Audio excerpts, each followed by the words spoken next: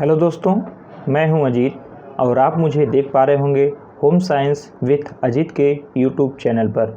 आज हम लोग इस वीडियो के माध्यम से पढ़ने वाले हैं बाज़ार से संबंधित कुछ महत्वपूर्ण शब्दावलियाँ और इसके साथ ही साथ बाज़ार से ही संबंधित आपके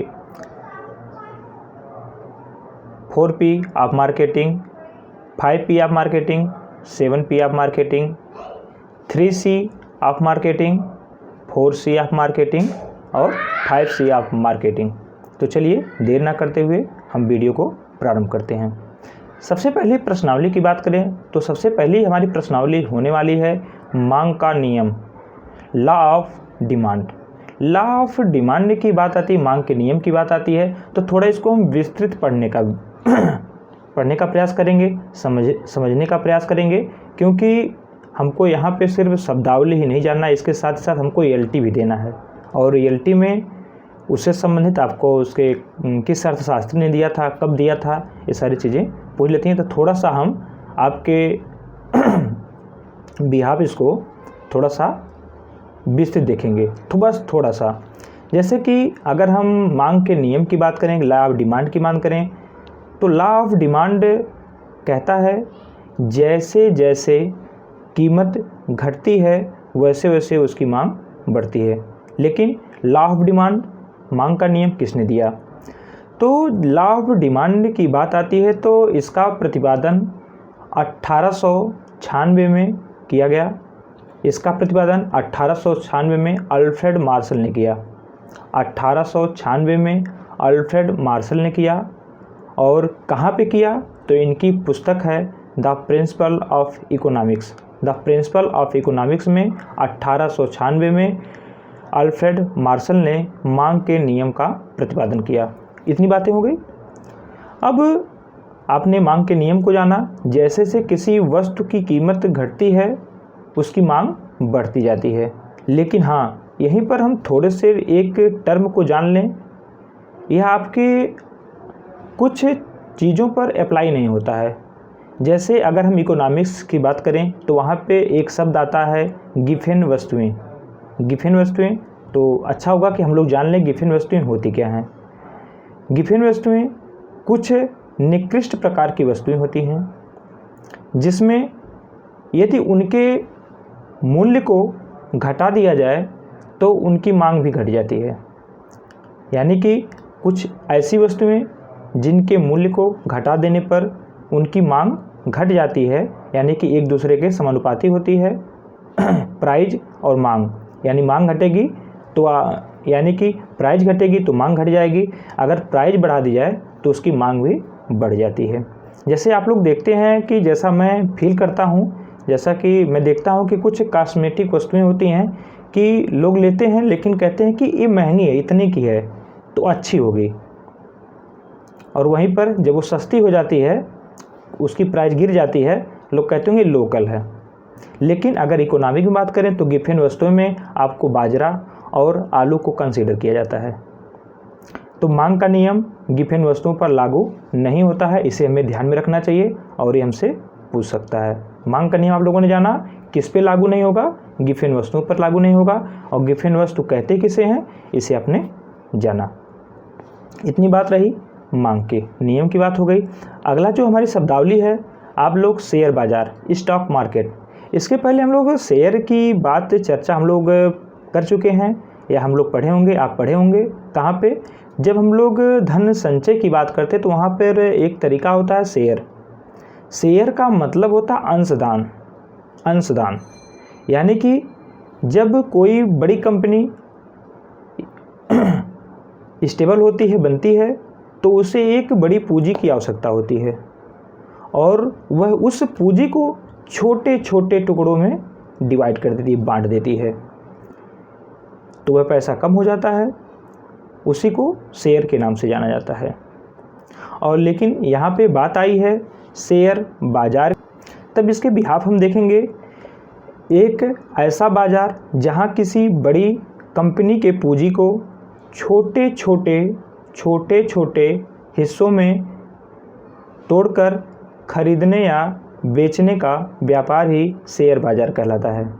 बात वही हो गई, वहाँ पे हम लोग शेयर खरीदते हैं, यानी कि किसी कंपनी की बड़ी पूंजी को छोटे छोटे टुकड़ों में तोड़ दिया जाता है और उसकी बहुत नॉमिनल कीमत होती है, उसको हम परचेज़ करते हैं, उसी को हम लोग शेयर कहते हैं। लेकिन यहाँ पे शेयर बाज़ार हो गया, तो उसी छोटे छोटे हिस्से को खरीदने और बेचने के व्यापार को ही शेयर बाज़ार के नाम से जाना जाता है। वहीं पर हमारी दूसरी शब्दावली आती है बाज़ार में आपूर्ति, supply in market. Supply in market होता क्या है जानेंगे।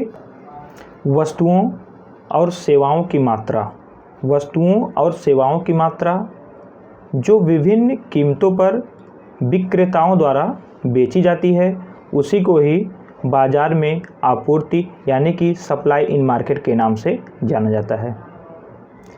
उन्हें सुन लीजिए, वस्तुओं और सेवाओं की मात्रा, वस्तुओं और सेवाओं की मात्रा जो विभिन्न कीमतों पर विक्रेताओं द्वारा बेची जाती है, उसी को सप्लाई इन मार्केट के नाम से जाना जाता है। अगला हमारा जो है शब्दावली है आवेग खरीदारी। आवेग खरीदारी यानी कि इम्पल्स बाइंग। इम्पल्स बाइंग, आवेग में आकर किसी भी कार्य को, किसी भी प्रकार की गई खरीदारी को आवेग खरीदारी कहते हैं। इसको हम समझ लेते हैं।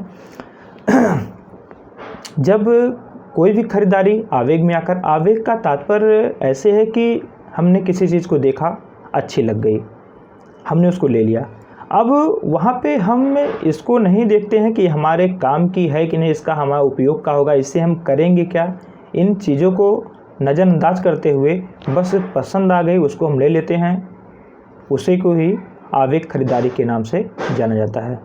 यानी कि जिसकी हमें पहले से आवश्यकता ना हो और अपने उसके आकर्षण के कारण, उसके वस्तु के आकर्षण के कारण हम किसी वस्तु को खरीद लें, उसी को ही आवेग खरीदारी के नाम से जाना जाता है। और यह कहीं ना कहीं बहुत ख़राब होती है, क्योंकि इसी तरह से हम अपने पैसे को बचा नहीं पाते हैं, क्योंकि हमारी इनकम सीमित है और पूरा देश ही बाज़ार है, पूरा कोई भी कोना सब बाज़ार है और ऐसी बहुत सी वस्तुएं हैं।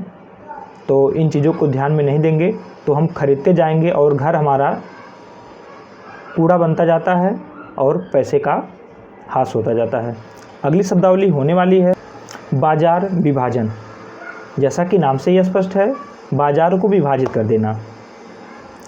अब किस बेस पे हम लोग बाज़ार को विभाजित करेंगे, जिसमें ज़रूरतों और प्राथमिकताओं के आधार पर, ज़रूरतों और प्राथमिकताओं के आधार पर उपभोक्ता समूह में विभाजित कर दिया। जैसे आप लोग देखते हैं कि यहाँ पे मंडी लगती है, तो वहाँ पे देखेंगे फल फूल सब्जियाँ, देखेंगे यहाँ पे सिर्फ आपके कॉस्मेटिक मार्केट हो गई, वहाँ पे सिर्फ कॉस्मेटिक के सामान मिलते हैं।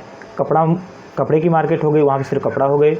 तो इस तरह से डिवाइड कर दिया जाता है जहाँ पे जो उचित होता है और वहाँ की स्थिति के अनुसार। इसी को ही बाज़ार विभाजन के नाम से जाना जाता है। अगली शब्दावली होने वाली लक्षित बाज़ार यानी कि टारगेट मार्केट। टारगेट मार्केट की बात करें तो एक विशिष्ट उपभोक्ता समूह, एक विशिष्ट उपभोक्ता समूह जिस पर एक विशिष्ट उपभोक्ता समूह पर एक व्यवसाय ध्यान केंद्रित करता है, जिस पर एक व्यवसाय ध्यान केंद्रित करता है, उसी को ही लक्षित बाज़ार के नाम से जानते हैं। जैसे यहाँ पे हमने बात किया कि एक लक्षित उपभोक्ता समूह, लक्षित उपभोक्ता समूह की बात किया, जैसे कि स्टूडेंट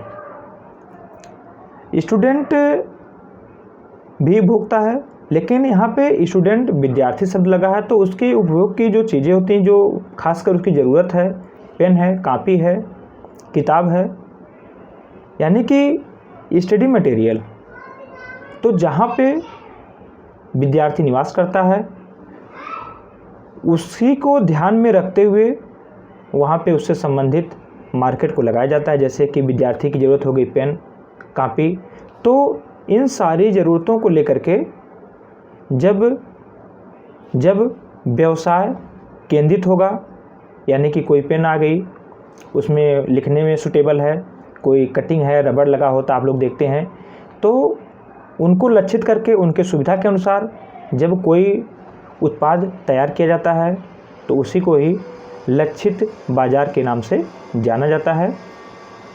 चलिए अब हम देखेंगे 4P, 5P और 7P, जो कि अपना संबंध मार्केटिंग से रखते हैं, बाज़ार से रखते हैं। तो सबसे पहले हम लोग बात करेंगे 4P।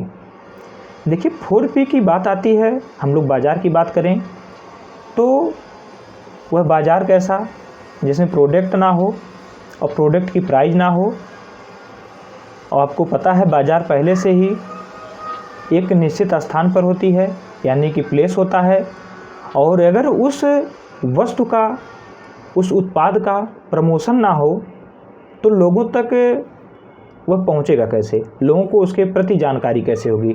तो आपका यही 4P है, यानी कि प्रोडक्ट, प्राइस, प्लेस और आपका आता है प्रमोशन। तो इतनी बात हो गई 4P। यहीं पे जब आती है 5P की बात, तो हमने प्राथमिकता तो देख लिया, प्रोडक्ट हो गया, प्राइस हो गया, प्लेस हो गया, प्रमोशन हो गया। अब हम लोग प्रमोशन किसके लिए कर रहे हैं? पब्लिक के लिए। प्रमोशन हमारा किसके लिए है? पीपुल के लिए, पब्लिक के लिए, लोगों के लिए। तो इसको लोगों तक पहुंचाना, इसलिए हमने प्रमोशन किया। तो हमारा 5P में आपका क्या जुड़ जाएगा? पीपुल। अब हम लोग देखेंगे 7P। 7P में आपके इधर 5 हो गए, जैसे कि product, price, place, product, price, place और आपका प्रमोशन, ये 4। इसमें जुड़ गया पीपुल, हो गए 5। अब जुड़ जाएगा 2 और, एक हो जाएगा फिजिकल एविडेंस, यानी कि फिजिकल एविडेंस हो गया, और एक आपका और जुड़ता है प्रोसेस, तरीका, प्रोसेस, यानी कि एक क्रम। तो 7P देखिए, प्रोडक्ट,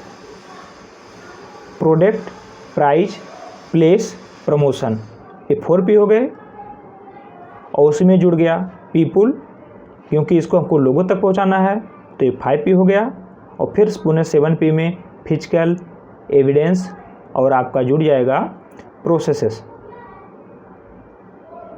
तो ये हमारे हो गए 4P, 5P और 7P। इसी क्रम में हम लोग देखेंगे आपका 3C of marketing. 3C market से संबंधित 3C कौन कौन से हैं, अब उसी बिहार पे हम लोग देखेंगे। देखिए, कस्टमर, कंपनी और कंपटीशन, क्योंकि कोई भी मार्केट होता है सारे के सारे उपभोक्ता पर केंद्रित होते हैं। तो कस्टमर, कंपनी और कंपटीशन, यानी कि कस्टमर तक कंपनी को पहुंचने के लिए आपस में कंपटीशन करना पड़ता है, तभी तो हम पहुंच पाते हैं कस्टमर तक। यानी कस्टमर तक कंपनी को पहुंचने के लिए कंपटीशन करना पड़ता है। तो कस्टमर, कंपनी और कंपटीशन।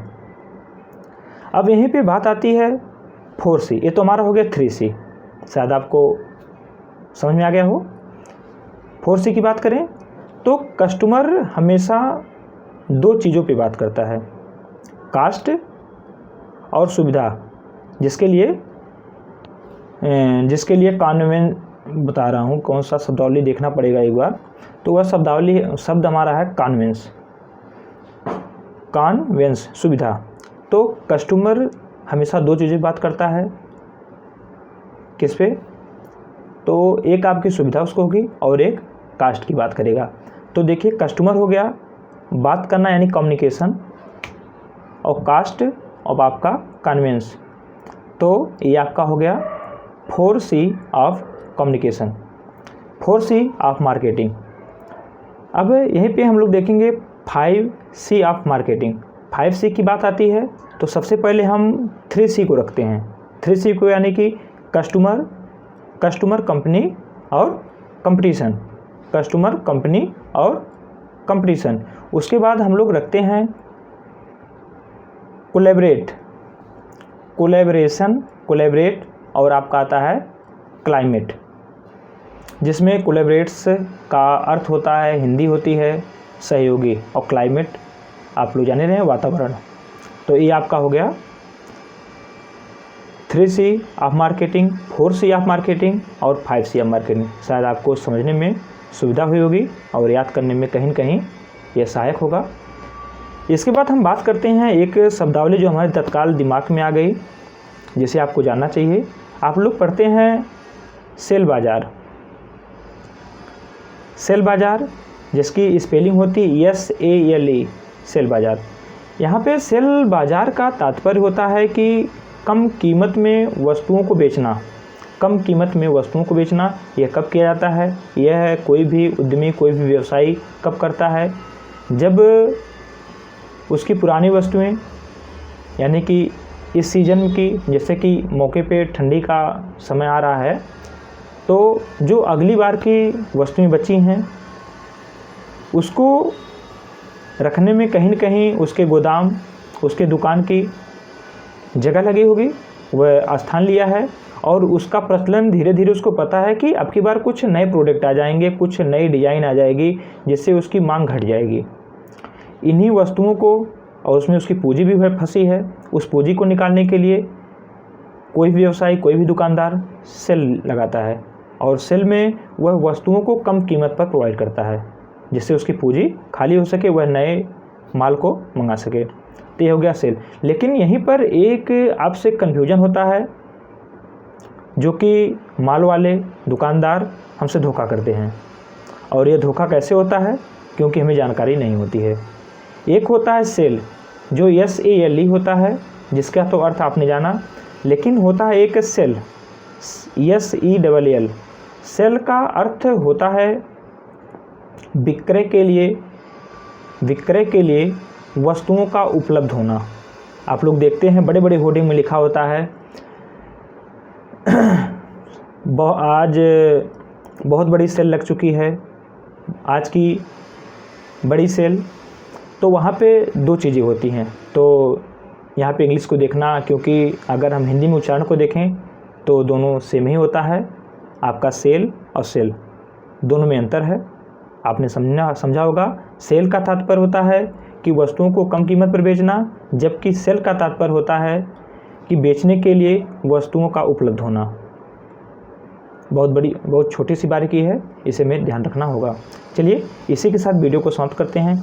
यदि जानकारी आपको पसंद आई हो तो वीडियो को लाइक करिए, चैनल को सब्सक्राइब करिए और औरों तक शेयर करिए और हमारे मनोबल को बढ़ाइए। इसी के साथ धन्यवाद। पुनः मिलते हैं किसी नेक्स्ट वीडियो में।